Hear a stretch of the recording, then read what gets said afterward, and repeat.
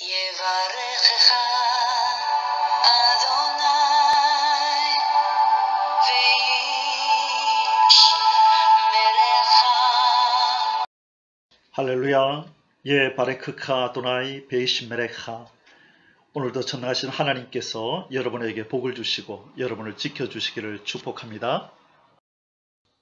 오늘의 만나 12번째 시간입니다. 예수 그리스도께서 이 땅에 오신 이유 5번. 자, 우리 계속해서 예수님께서 이 땅에 오신 이유가 무엇인가에 대해서 말씀을 나누고 있습니다. 우리 지난주에 예수님은 이 땅에 임마누엘의 완성을 위하여 오셨다라는 이 시리즈를 시작하였습니다.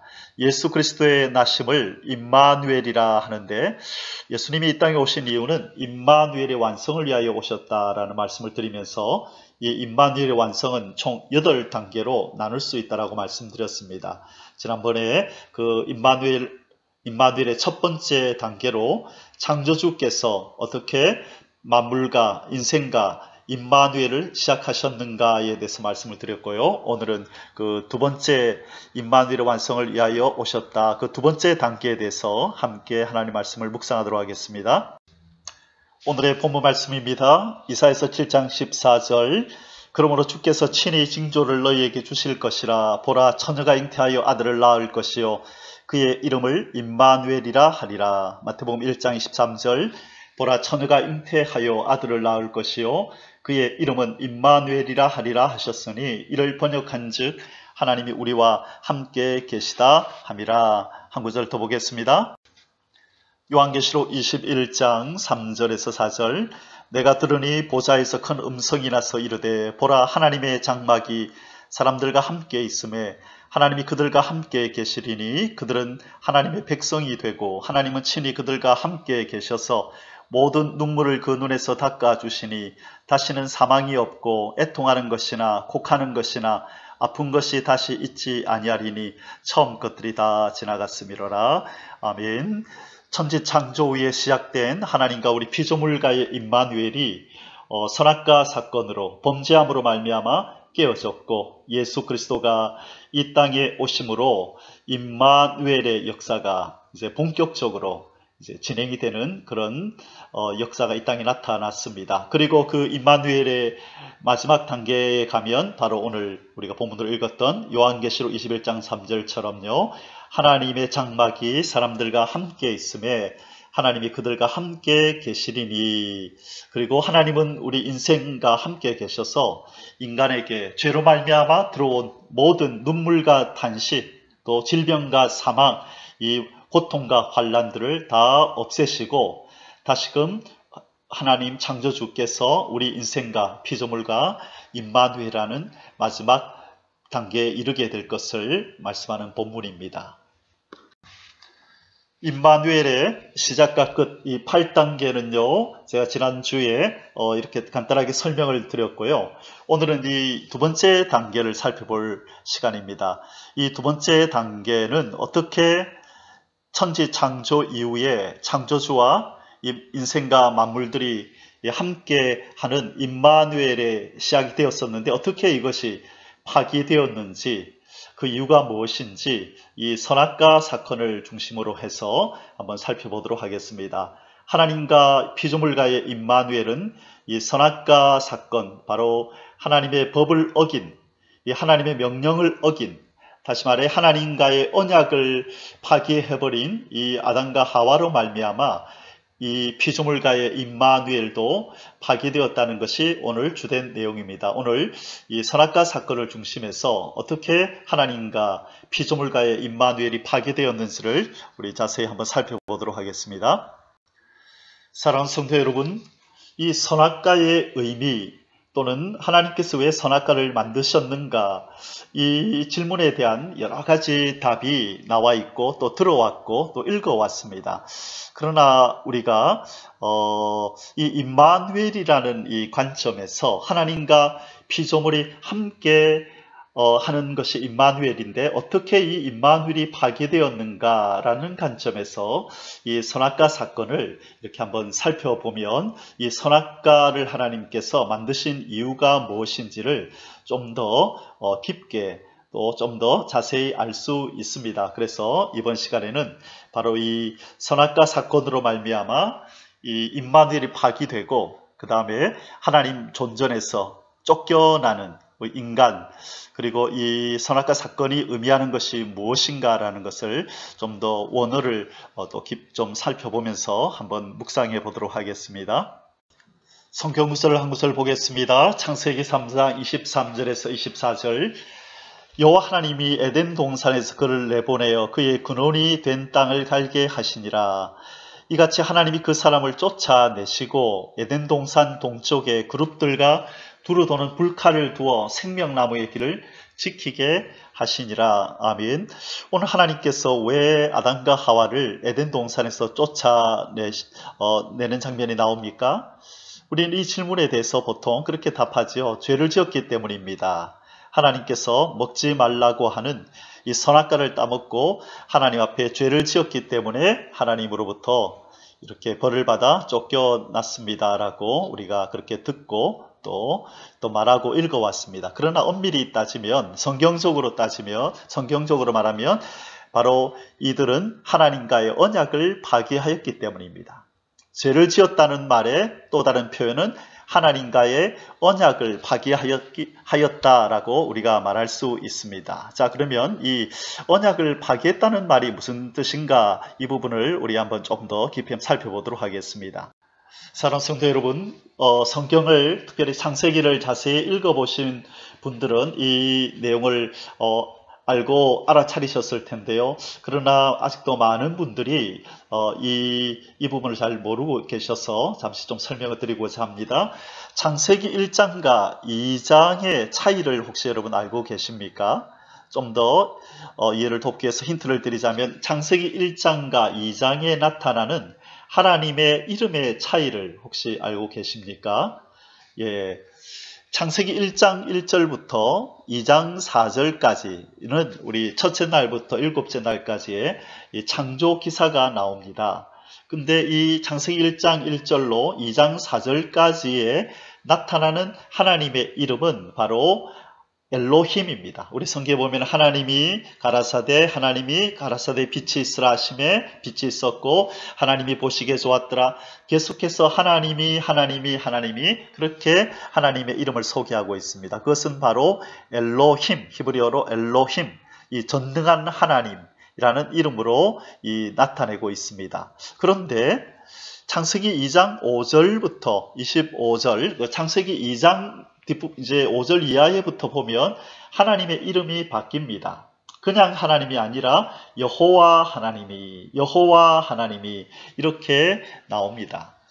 자, 히브리어로는요, 예흐바 엘로힘. 이 여호와라고 하는, 우리가 잘 아는 이 여호와라는 이름을 앞에다 붙여서 여호와 하나님이라고 이렇게 명기하고 있다는 것입니다. 우리가 잘 아는 바와 같이 여호와라는 것, 이 이름의 뜻은요, 언약을 지키시는 하나님이라는 뜻입니다. 왜 갑자기 창세기 2장 5절 이하부터 이 여호와라는 이름으로 하나님께서 이렇게 당신의 이름을 나타내고 있을까요? 바로 이 창세기 2장 5절 이하에 하나님께서 아담을 흙으로 지으시고 그리고 하나님께서 아담과 언약하시는 장면이 나타나기 때문입니다.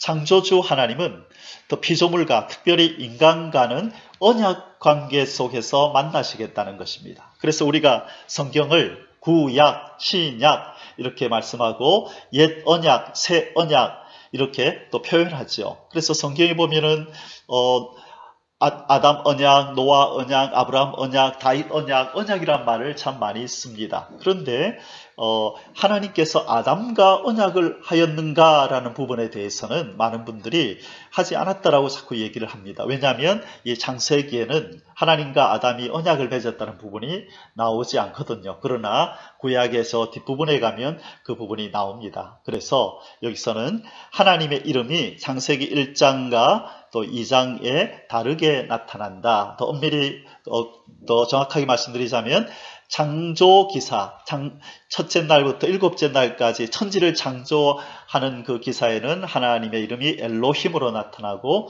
그 이후에 인간을 흙으로 지으시고 선악과를 통하여 언약을 맺으시는 장면부터 하나님이 여호와 하나님, 예흐바 엘로힘으로 나타난다는 것 기억해 주시면 많은 도움이 되겠습니다. 자, 그러면 하나님께서 아담과 언약을 맺었다는 내용이 어디 있는가? 우리 이 구절을 한번 살펴보겠습니다. 바로 구약성경 호세아서 6장 7절입니다. 호세아서 6장 7절에 보면 이런 말씀이 있습니다. 그들은 아담처럼 언약을 어기고 거기에서 나를 반역하였느니라. 여기에 분명히 이 범죄한 이스라엘 백성을 향하여 호세아 선지자를 통하여 책망하시면서 너희 조상 아담처럼 언약을 어겼다라고 지금 말씀하고 있다는 것입니다. 분명히 성경은 하나님과 아담이 언약하였었다고 말씀하고 있다는 것입니다. 그러면 그 언약의 내용이 무엇이며, 그 언약을 지켰을 때 상은 무엇이며, 언약을 어겼을 때의 벌은 무엇인가에 대해서 우리가 살펴볼 필요가 있습니다. 예, 이 언약의 내용을 기록하고 있는 성경 구절이 바로 창세기 2장 17절입니다. 선악을 알게 하는 나무의 열매를 먹지 말라. 내가 먹는 날에는 반드시 죽으리라 하시니라. 자, 이 구절에 보면 이 하나님과 아담과 맺은 언약의 내용이 나옵니다. 그게 뭐냐면 선악과를 따 먹지 말라는 것입니다. 그러니까 무엇이냐면 선악과를 따 먹지 말라는 내 말에 절대적으로 순종하면 내가 너에게 영원한 생명을 주고 나의 의로운 백성으로 인정할 것이고, 네가 이것을 따 먹는 날에, 곧 내 언약을 어기고 내 법을 어기는 날에는 너는 정령 죽으리라. 죽음이 준비되었다는 것입니다. 절대 순종을 전제로 해서 지키면 영원한 생명, 그리고 하나님의 의로운 백성이 되는 영생을 주시는 것이고, 이것을 파기하고 어기면 사망에 이르게 되리라 라고 말씀하셨다는 것입니다. 그래서 우리 웨스트민스터 신앙 고백서 또 소요리 문답 이런 교리서에 보면요, 바로 이 하나님의 명령, 선악을 알게 하는 나무를 열매를 먹지 말라라는 이 말씀이 바로 인간에게 최초로 선포된 율법이다, 하나님의 법이다, 그렇게 말씀하고 있습니다. 여러분 이걸 기억하십시오. 하나님의 언약은 이 법을 통하여 이루어집니다. 하나님이 법을 선포하시고, 그리고 그 대상인 인생들이 이 법을 지키면 하나님께 복을 받고 하나님의 백성이 되는 것이고, 그렇지 않고 이 법을 어겨버리고 언약을 파기해버리면 하나님과의 임마누엘 관계가 파괴되고 하나님의 존전에서 쫓겨나고 영원한 심판과 저주로 들어가게 된다는 것입니다. 자, 그렇다면 하나님께서 선포하신 율법을 어긴다는 것, 하나님과 맺은 이 언약을 파기한다는 것이 어떤 의미가 있는가? 하나님과 인간 사이에 어떤 의미가 있는가? 왜 하나님은 율법을 어긴 자, 이 언약을 어긴 자를 자기의 존전에서 쫓아내고 그들과 임마누엘 할 수 없는가라고 하는 것이 바로 이 율법이라고 하는 히브리어 단어의 그 의미가 있습니다. 자, 이 율법이라는 것은요, 히브리어로 다트라고 하는데요. 우리가 잘 알다시피 우리가 사용하고 있는 한자가 상형 문자이죠. 마찬가지로 히브리어는 상형 문자입니다. 그래서 각각의 알파벳이 어떤 의미를 가지고 있다는 것입니다. 자, 여기에서 그 율법을 다트라고 하는데요. 다트, 제가 녹색으로 쓴 이 다라고 하는, 여기에 보면 이 달렛이라고 하는 알파벳이 쓰였습니다. 이 알파벳의 의미를 이스라엘 사람들은 이것은 문이다, 이것은 문을 의미하는 것이다 라고 얘기하고요. 그리고 빨간 거로 쓴 이 타우, 제일 마지막 히브리어 알파벳의 제일 마지막 이 글자는요, 이거는 십자가를 의미하고 언약을 의미한다고 합니다. 그러면 이 다트를 합쳐보면 어떤 그림이 나오느냐 하면 바로 언약의 문, 십자가의 문, 언약의 문이라는 의미로 이 율법이 쓰인다는 것입니다. 자, 그래서 이 율법을 지킨다는 것은 언약의 문 안으로 간다는 것이고, 이 율법을, 이 다트를 어긴다고 하는 것은 이 인간과 언약하신 그 하나님의 언약 안으로 들어갈 문이 열리지 않는다는 것입니다. 여러분, 이것은 인간이 만들어낸 말이 아니라 이 히브리 학자들은 이건 하나님이 특별히 하나님의 선민인 이스라엘 백성을 위하여 고안하신 특별한 언어다. 이 한 알파벳 하나하나마다 하나님께서 담고 싶으신, 하나님께서 전달하고 싶으신 의미를 충분히 담아 놓으셨다. 그래서 이 하나님의 율법, 법이라고 하는 이 다트라는 이 단어에 사용하신 알파벳 속에서도 이런 하나님의 메시지가 담겨 있다는 것입니다. 그래서 하나님이 선악과를 만드시고 따먹지 말라라는 법을, 이 문을 선포하셨다는 것입니다. 그래서 아담과 하와가 이 하나님의 이 율법, 이 언약의 문을 그대로 순종하였더라면 바로 이 언약의 문을 통하여서 언약의 하나님이신 하나님께로 가 영원한 생명을 얻는 의의 백성이 될 수 있었다는 것이죠. 왕이신 하나님의 백성이 될 수 있었다는 것이죠. 그러나 아담과 하와가 바로 언약의 문인 율법, 첫 번째 율법, 선악과를 따먹지 말라는 이 법을 파기함으로 문이 깨어진 것입니다. 그래서 그 인생들은 언약의 문을 통하여 언약의 하나님 여호와 하나님께로, 언약의 하나님께로 나아갈 수 없고, 범죄한 이 인생은 하나님의 거룩하신 존전에서 쫓겨나게 된 것입니다.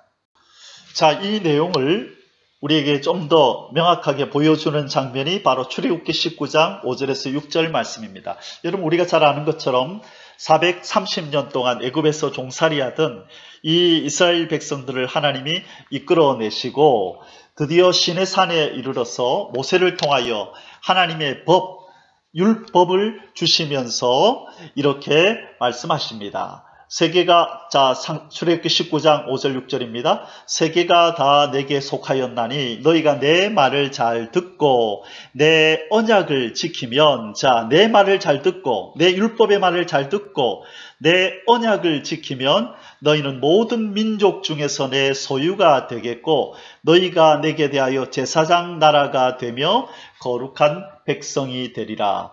너는 이 말을 이스라엘 자손에게 전할지니라. 자, 모세를 통하여 이스라엘 백성이 이렇게 전하랍니다. 내 말, 내 율법, 내 언약을 지키면 너희들은 내 소유가 되고 거룩한 내 백성이 되리라. 만일 이 언약을 파기하면 너희들은 내 백성이 되지 못한다. 내 앞에 있지 못한다.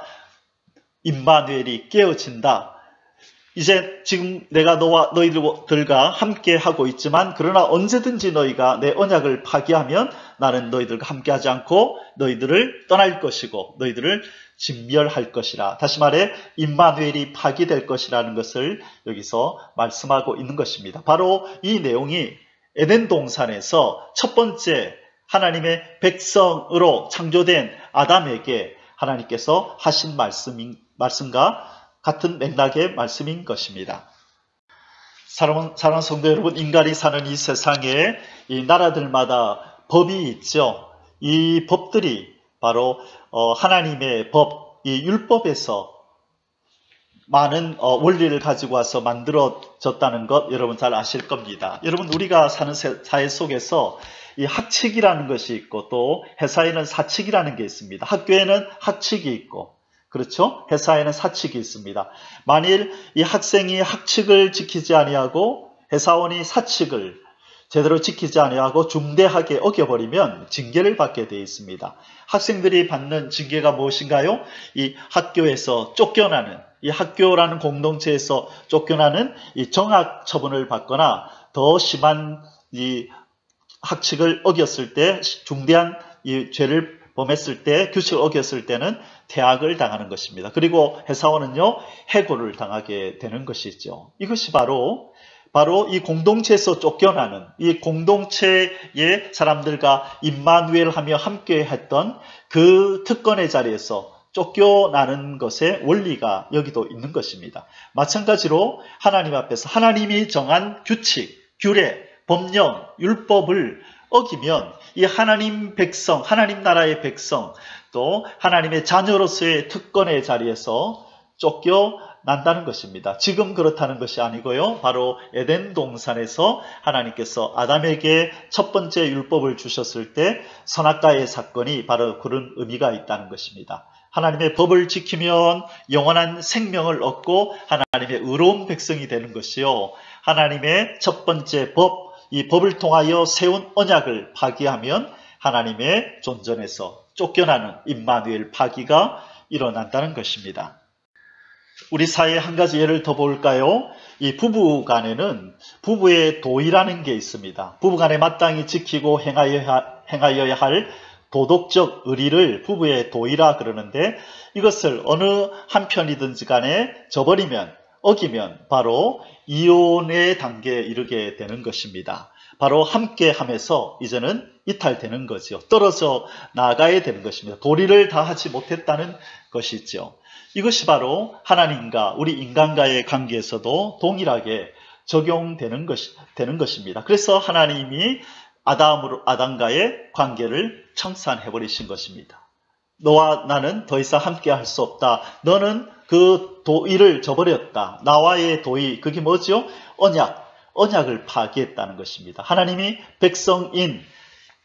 자기 백성인 아담과 하와에게 준 이 법을 어겨버렸기 때문에 백성과 이 왕가의 사이에서 이 도의를 이 백성은 다하지 못하였다는 것입니다. 자, 이 언약을 파기한 이스라엘 백성을 향하여 하나님께서 얼마나 진노하시는지 우리 한 두 구절 살펴보겠습니다. 먼저 출애굽기 32장 9절 10절 말씀입니다. 이 내용은 이 금송아지를 이스라엘 백성들이 만들어서 이렇게 섬긴 후에 하나님께서 지금 진노하시는 장면입니다. 여호와께서도 모세에게 이르시되 내가 이 백성을 보니 목이 뻣뻣한 백성이로다. 그런즉 내가 하는 대로 두라. 내가 그들에게 진노하여 그들을 진멸하고 너를 큰 나라가 되게 하리라. 자, 하나님 뭐라 그러세요? 내가 하는 대로 두라. 내가 그들에게 진노하여 그들을 진멸하고 너를 큰 나라가 되게 하리라. 하나님께서 이들에게 진노하여 진멸해 버리겠답니다. 하나님의 백성됨에서 끊어내 버리겠다는 것입니다. 그들과 동행하는 임마누엘에서 이제는 이것을 끊어내 버리고 더 이상 임마누엘 하지 않으시겠다라고 이렇게 심각한 말씀을 하고 있습니다. 우리가 잘 아는 것처럼 이때 모세, 예수 그리스도, 중보자이신 예수 그리스도의 모형인 모세가 생명을 걸고 하나님 앞에 중보함으로 말미암아 하나님의 진노를 누그러뜨렸던 것 우리는 기억합니다. 그러나 이 언약을 어길 때 하나님과의 자기 백성들과의 임마누엘이 파기된다는 것을 바로 여기에서 보여주고 있는 것입니다. 바로 이 사건이 에덴 동산에서 하나님과 아담 사이에 일어났던 것입니다. 하나님과 이스라엘 백성과의 이 임마누엘이 파기될 뻔했던 사건이 또 한 번 있었었죠. 민수기 14장이었습니다. 이 12명의 정탐꾼을 가나안 땅에 들여보낸 후에 이 여호수아 갈렙 두 사람을 제외한 10명의 정탐꾼이 이 부정적인 보고를 하고 이스라엘 백성은 하나님과 모세를 향하여 원망하면서 모세를 죽이려고 덤벼듭니다. 그때에 하나님께서 이스라엘 백성들에게 하시는 말씀입니다. 민수기 14장 11절에서 12절 여호와께서 모세에게 이르시되 이 백성이 어느 때까지 나를 멸시하겠느냐? 내가 그들 중에 많은 이적을 행하였으나 어느 때까지 나를 믿지 않겠느냐? 내가 전염병으로 그들을 쳐서 멸하고 너에게 그들보다 크고 강한 나라를 이루게 하리라. 자, 하나님 뭐라 그러세요? 내가 전염병으로 그들을 쳐서 멸해버리겠다. 멸망시켜버리겠다라고 너무나 무서운 경고를 하고 계신 것입니다. 언약을 파기하는 자는 하나님 앞에서 쫓겨납니다. 하나님과의 임마누엘에서 이 단절이 이루어지고 이제 더 이상 임마누엘이 없다는 것입니다. 이 사건이 바로 에덴 동산에서 하나님과 인간 사이에 일어난 것입니다. 사랑하는 성도 여러분, 왜 이렇게 하나님께서 이 이스라엘 백성을 향하여 진노하고 있으십니까? 이 언약을 파기한 이스라엘 향하여 왜 이렇게 진노하실까요? 바로 이 언약을 파기한 이스라엘을 통하여 바로 우리의 선조 아담과 하나님 사이에 어떤 일이 있었는지를 지금 보여주는 것입니다. 바로 하나님과 우리 죄인인 인간 사이가 바로 어떠한 사이인지를 하나님 보여주고 있는 것입니다. 바로 이스라엘 백성을 향한 이 언약을 파기한 이스라엘 백성을 향한 진노와 분노는 바로 아담과 그의 후손된 우리 인간을 향한 진노와 분노인 것입니다. 우리는 다 이스라엘 백성들처럼 하나님의 언약을 파기하고 이렇게 죄를 범하고 있었다는 것입니다. 그러나 바로 우리 하나님께서 이대로 내버려 두면 이 하나님의 분노와 진노 가운데서 진멸당할 수밖에 없었던 인간을 위하여 이제 하나님께서 구원의 손길을 내미시겠다고 하나님께서 약속하신 것입니다. 그것이 바로 여자의 후손에 대한 약속입니다. 바로 창세기 3장 15절 우리 원시복음이라고 하는 이 내용이죠. 창세기 3장 15절 내가 너로 여자와 원수가 되게 하고 너의 후손도 여자의 후손과 원수가 되게 하리니 여자의 후손은 내 머리를 상하게 할 것이요 너는 그의 발꿈치를 상하게 할 것이니라. 자, 여기에 희미하게 여자의 후손으로 구원자 하나님의 독생자 예수 그리스도가 이 땅에 오실 것을 말씀하고 있습니다. 구원자가 오신다는 것입니다. 그러면 이분이 오셔서 무슨 일을 하실 것인가? 무엇 때문에 하나님은 여자의 후손으로 자기의 독생자 예수 그리스도를 보내실 것인가? 라는 이 질문에 대한 답이 바로 창세기 3장 15절의 성취로 기록된 갈라디아서 4장 4절과 5절에 왜 여자의 후손이 오시는가에 대한 이유가 분명히 기록되어 있다는 것입니다. 한번 갈라디아서 4장 4절과 5절을 보겠습니다. 때가 참에 하나님이 그 아들을 보내사 여자에게서 나게 하시고, 자, 어떤 말씀에 대한 성취이죠? 창세기 3장 15절. 그런데 여자에게서 나게 하셨다. 여자의 후손으로 오게 하신 이유가 뭐냐는 거예요. 그것이 바로 율법 아래에 나게 하셨다. 왜? 5절에 율법 아래에 있는 자들을 속량하시고 우리로 아들의 명분을 얻게 하려 하심이라. 우리로 아들의 명분, 다시 말해 왕이신 하나님의 백성의 명분을 얻게 하려고 율법 아래에 나게 하셨다는 거예요. 이 율법을 어겨버리고 이 언약을 파기한 인간 대신에 이 파괴된 언약을 복구하고 우리 인간이 어긴 율법을 예수 그리스도가 온전히 지켜 순종하여서 그 공로를 인간에게 주심으로 말미암아, 거저 주심으로 말미암아 다시금 인간이 하나님과의 회복된 언약 관계 안으로 들어가게 하시려고 바로 해결자로서, 구원자로서, 중보자로서 바로 독생자 예수 그리스도를 이 땅에 나게 하셨다는 것입니다. 할렐루야!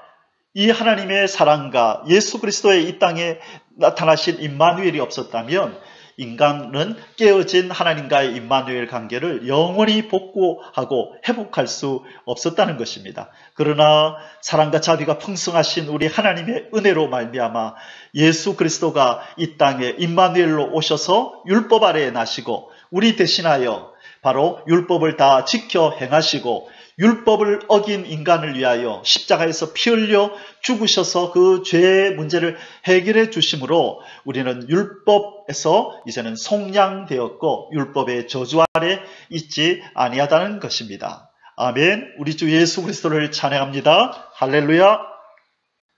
바로 이 내용을 사도 바울은 이 로마서 8장 이 왕관 중에서도 이 성경 66권 중에서 우리는 로마서를 우리 신학자들은 이 왕관이라 표현합니다. 그리고 특별히 이 8장을 왕관 중에서도 이 다이아몬드라고 얘기를 하는데요. 여기는 아주 중요한 복음의 진수가 담겨 있기 때문입니다. 자, 그 로마서 8장 이 3절 4절에 바로 이런 내용이 있습니다. 사도 바울은 이 부분을 아까 갈라디아서 4장 4절 5절 말씀과 연계해서 아주 중요한 지금 복음을 선포하고 있는 것입니다. 8장 3절입니다. 율법이 육신으로 말미암아 연약하여 할 수 없는 그것을 하나님은 하시나니 곧 죄로 말미암아 자기 아들을 죄 있는 육신의 모양으로 보내어 육신의 죄를 정하사 육신을 따르지 않고 그 영을 따라 행하는 우리에게 율법의 요구가 이루어지게 하려 하심이니라. 자, 중요한 말씀이 8장 4절에 나왔죠. 율법의 요구가 우리 인간에게 이루어지게 하려고 그 일을 누가 하셨냐면 바로 하나님이 자기 아들을 이 땅에 보내어서 우리 인간에게 주어진 율법의 요구를 그 아들 예수 그리스도가 성취하도록 이루도록 하셨다는 것입니다. 그래서 그 결과가 어떻게 나타나나요? 갈라디아서 3장 13절에 그리스도께서 우리를 위하여 저주를 받은 바 되사 율법의 저주에서 우리를 속량하셨나니 기록된 바 나무에 달린 자마다 저주 아래 있는 자라 하였음이라. 제가 오늘의 만나 1편에서 이 말씀을 예수 그리스도의 두 가지 순종이라는 제목으로 간략하게 한번 설명해서 올려놓았었습니다. 자, 예수님은 이 율법과 관련하여 이 하나님의 이 법과 관련하여 우리 인간을 위하여 두 가지를 해주셨다는 것입니다. 첫 번째가 바로 인간이 지키지 못하는 이 하나님의 율법을 예수 그리스도가 온전히 다 지켜서 파괴된 언약을 회복하셨다는 것이고, 그리고 두 번째로 하나님의 언약을 파괴하며 지었던 이 죄의 값을 위하여 예수 그리스도가 십자가에 올라가셔서 피 흘려 살찢고 피 흘려 죽으셨다는 것입니다. 바로 예수 그리스도는 이 두 가지를 인간을 위해 주셨다는 것이죠. 첫째가 율법을 온전히 순종하셔서 아담이 실패했던 그 율법의 순종을, 이 언약의 순종을 바로 예수 그리스도가 해주셨다. 그래서 이것을 예수 그리스도의 능동적 순종이다 그랬고요. 그 다음에 인간이 지은 죄값을 위하여 십자가에서 살찢고 피 흘려 죽어주셔서 우리의 죄를 씻어주신 이 순종을 수동적 순종이다. 그렇게 말씀하였습니다. 자, 바로 율법의 요구를 이루심으로 율법의 저주에서 속량하셨고, 우리가 아담이 깨어버린 이 언약을 예수 그리스도, 마지막 아담이신 예수 그리스도가 승리하시고 순종하시고 피 흘려 죽으심으로 말미암아 이제는 모든 것을 복구시키고 회복시켜 놓았다는 것입니다. 할렐루야. 사랑하는 성도 여러분, 우리는 예수 그리스도를 양의 문이라 부릅니다. 그리고 그분이 유일한 길이라고 부릅니다. 왜 예수님 당신을 향하여 나는 양의 문이라는 표현을 쓰시고 내가 곧 길이라 이렇게 말씀하셨을까요? 요한복음 10장 7절 말씀입니다. 그러므로 예수께서 다시 이르시되 내가 진실로 진실로 너희에게 말하노니 나는 양의 문이라. 10장 9절 내가 문이니 누구든지 나로 말미암아 들어가면 구원을 받고 또는 들어가며 나오며 꼴을 얻으리라. 자, 사랑하는 성도 여러분, 이 문 그러면 우리가 앞에서 묵상했던 다트 기억나십니까? 언약의 문. 바로 율법이 바로 언약의 문입니다. 바로 예수님은 이 율법을 다 지키신 바로 이분이 언약의 문이라는 것입니다. 율법을 유일하게 지키신 문이시라는 것입니다. 그래서 그분만이 언약의 하나님, 여호와 하나님을 향하여 열려있는 유일한 문이라는 것입니다. 그 어떤 문은 여호와 하나님, 언약의 하나님을 향하여 열려있지 않습니다. 그러나 하나님의 언약인 이 하나님의 법인 율법을 온전히 지키심으로 말미암아 언약의 문이 되시는 예수 그리스도를 통하여 우리는 여호와 하나님, 언약의 하나님의 백성이 되어서 그 언약의 하나님을 향하여 나아갈 수 있다는 것입니다. 그래서 요한복음 14장 6절에서는 또한 예수님이 이렇게 당신을 향하여 길이라고 표현합니다. 예수께서 이르시되 내가 곧 길이요, 바로 그 길이요, 그 진리요, 그 생명이니 나로 말미암지 않고는 아버지께로 올 자가 없느니라. 자, 사랑하는 성도 여러분, 왜 예수님을 문이라 부르고 길이라고 부르는지 이해가 되십니까? 바로 이분이 다트를 완성하신 분이라는 것입니다. 언약의 문을 완성하신 말씀이시라는 겁니다. 하나님의 법을 온전히 순종하셔서 언약의 문이 되시고 유일한 길이 되셨다는 것입니다. 그래서 누구든지 이 언약을 파기한 인생들 중에 누구든지 예수 그리스도 앞에 나와 회개하고 그분을 구세주로 영접하는 자에게 이 문이 되어주시고 길이 되어주시는 이 예수 그리스도가 그를 영접함으로 말미암아 그를 향하여 문을 열어줌으로 말미암아 그를 향하여 길이 되어 주심으로 말미암아 여호와 하나님, 언약의 하나님을 향하여 뚜벅뚜벅 걸어갈 수 있는 언약 백성이 되는, 언약의 자녀가 되는 특권이 주어진다는 것입니다. 할렐루야. 사랑하는 성도 여러분, 잘 아시죠? 하나님께서 이스라엘 백성들이 광야에서 죄를 지었을 때 그 죄를 용서받는 길을 만들어 주셨습니다. 그것이 바로 성막이고, 성막에서 드리는 이 제사를 통하여 죄를 범한 인간이 어떻게 용서받을 수 있는지, 그리고 이 죄인 대신에 양이나 소가 죽어가는 이 제사 제도를 통하여 장차 범죄한 인간들을 대신해서 어린 양, 누군가가 희생 제물이 될 것이라는 것을 그림자로 보여준 바로 이 어떤 예가 바로 이 성막 사건입니다. 근데 우리가 잘 아는 것처럼 이 성막에는 이 저 지성소 안에 계시는 구름 기둥 불 기둥으로 임재해 계시는 하나님 앞으로 나아가는 그 길이 유일하게 하나밖에 없다는 것입니다. 동쪽으로 나 있는 이 유일한 문, 폭이 9m요, 높이가 2m 25라 되는 이 큰 문이 있다는 것입니다. 누구든지 나에게로 오라. 내가 너희들을 향한 문이 되어 줄 것이다. 내가 바로 다트다. 언약의 문이다. 다트, 언약을 완성하고 언약을 다, 율법을 다 지킨 내가 문이다라는 것을 바로 이 성막의 문이신 예수 그리스도를 통해서 우리가 바로 이 진리를 알게 되는 것입니다. 하나님 바로 이 진리를 우리 인간에게 알려주시고자 이 성막의 문을 이렇게 이렇게 네 가지 색깔의 실을 가지고 예수님의 성품을 이렇게 내포하는 이 문을 만들어 놓았던 것입니다. 우리가 다음 기회가 있으면 이 네 가지 실이 의미하는 것이 무엇인가를 한번 또 살펴볼 기회가 있을 것입니다. 사랑하는 성도 여러분, 디모데전서 4장 4절에 보면 이런 말씀이 있죠. 하나님이 지으신 모든 것이 선함에 감사함으로 받으면 버릴 것이 없나니. 아멘. 그렇습니다. 하나님께서 우리 인간에게 참 많은 것들을 주셨습니다. 이 모든 것이 선하다라고 얘기를 하십니다. 감사함으로 받으면 버릴 것이 없다라고 말씀합니다. 우리가 이 땅에서 누리고 있는 모든 것들, 하나님께서 일반 은총이라는 것은 모든 인간들과 피조물들에게 내리시는 하나님의 사랑과 자비죠.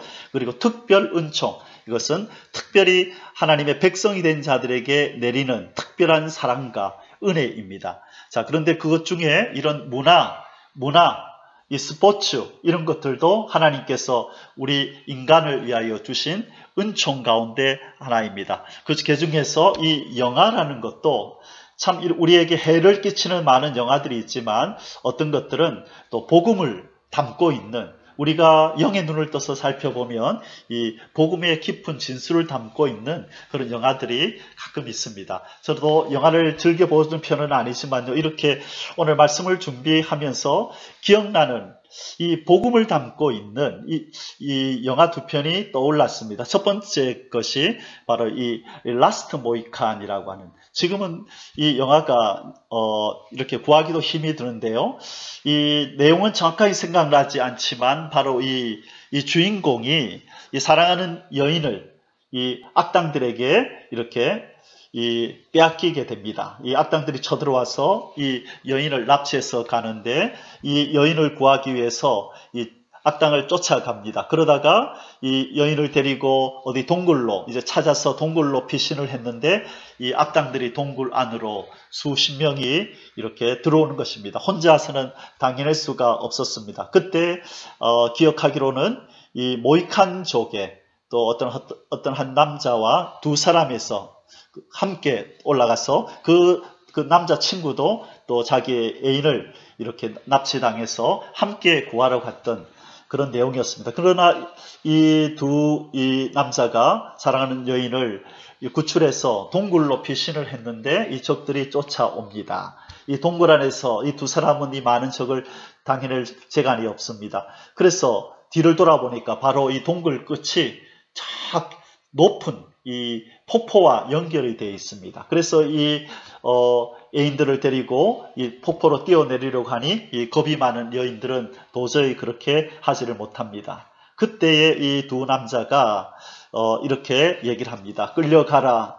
네, 곧 구하러 가겠다. 곧 데리러 가겠다. 끌려가라 하면서 그 여인들을 남겨두고 이 두 남자가 폭포로 뛰어내립니다. 그리고 다시 그 물에서 헤엄쳐 나와서 다시 무기를 챙기고 다시 그 적이 있는 곳을 향하여 뛰어 올라가는데 그 장면이 바로 영화의 클라이막스 장면입니다. 이 두 남자가 올라가서 이 적들을 다 무찌르고 빼앗겼던 자기의 애인들을 찾아오는 그 장면이 떠오르면서 바로 하나님께서 범죄한 우리 인간들에게 이 율법의 저주로 말미암아 지옥으로 갈 수밖에 없었던 인간들에게 이 임마누엘을 파기해버린 인간들에게 이제 에덴 동산에서 쫓아내시면서 하나님께서 그렇게 말씀하신 것 같아요.